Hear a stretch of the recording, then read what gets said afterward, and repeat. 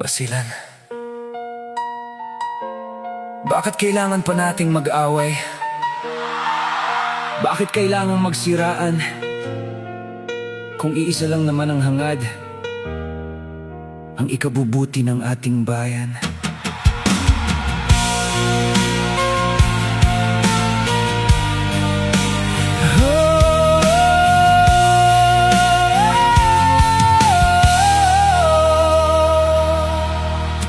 Bakit kanya-kanya, bakit naglalaban? Pare-pareho namang may pangarap sa bayan. Kung may pagkakaiba, pwede namang pag-usapan. Hindi kailangang galit ang maging kasagutan. Sa bawat salita, may pusong nasasaktan. Sa bawat paratang, may pamilyang nag-aalangan. Kapag ang leader mismo ang nagtuturuan, buong bayan ang nadadamay sa bangayan. Hindi ba't mas maganda kung tayo'y magkaisa? Mag-abot ng kamay, magbigay ng pag-asa. Ang politika lilipas, pero ang bayan mananatili. Basilan ng tahanan ng ating mga anak at lahi. Basilan, magkaisa tayo. Huwag hayang galit ang maging dahilan ng gulo.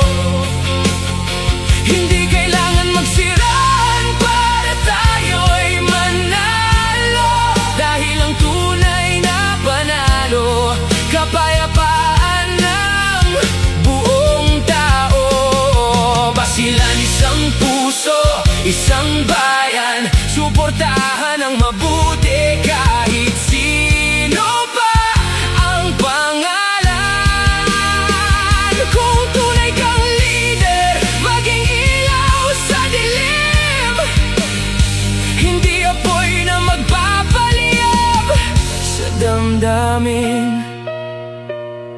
Marami pang problema ang dapat nating harapin. Kabuhayan, edukasyon, daan at kinabukasan natin. Imahe ng Basilan dapat nating pagandahin. Hindi sa bangayan kundi sa gawa at serbisyo natin. Kung may mali, ituwid ng may respeto. Kung may problema, hanapan ng solusyon. Hindi gulo, ang kalaban ay hindi kapwa Basileño. Ang kalaban ay kahirapan at kawalan ng progreso. Hindi ba sapat ang mga sugat na nakaraan? Bakit kailangan pang dagdagan ang alitan sa social media? Bawat salita may epekto, isang maling bitaw. Buong bayan ang apektado. Leader ka man, opisyal, supporter o ordinaryong tao, may responsibilidad sa bawat kilos at salita mo. Hindi sukatan ng lakas ng sigaw sa entablado. Ang tunay na leader, marunong magpakumbaba at rumespeto.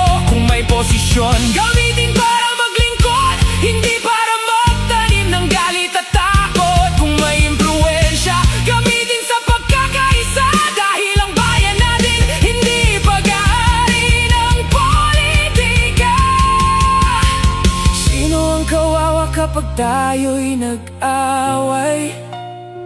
Hindi ang politika, kundi ang taong bayan. Ang mga bata, ang pamilya, ang bawat tahanan. Na ang pangarap lang naman ay tahimik na kinabukasan. Kaya bago magsalita, isipin muna. Bago manira, tanungin ang sarili. Makakatulong ba ito sa Basilan? O lalo lang ba nitong paghihiwalayin ang bawat isa?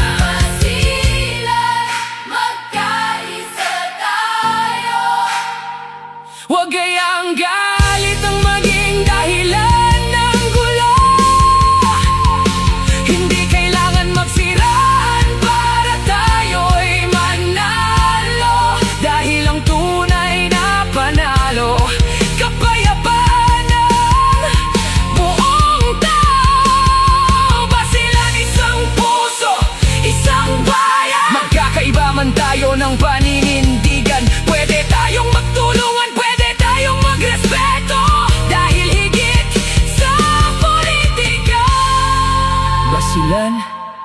ating puso. Ang tunay na leader, hindi siya ang dahilan ng pagkakawatak-watak. Siyang unang nag-aabot ng kamay, siyang unang nagpapakita ng respeto, siyang unang nagsasabing, hindi tayo magkakalaban. Magkakaiba man tayo ng kulay sa politika, isa pa rin ang ating bayan. Isa ang ating basilan. Mahal kita, Basilan. Isang bayan, isang puso, isang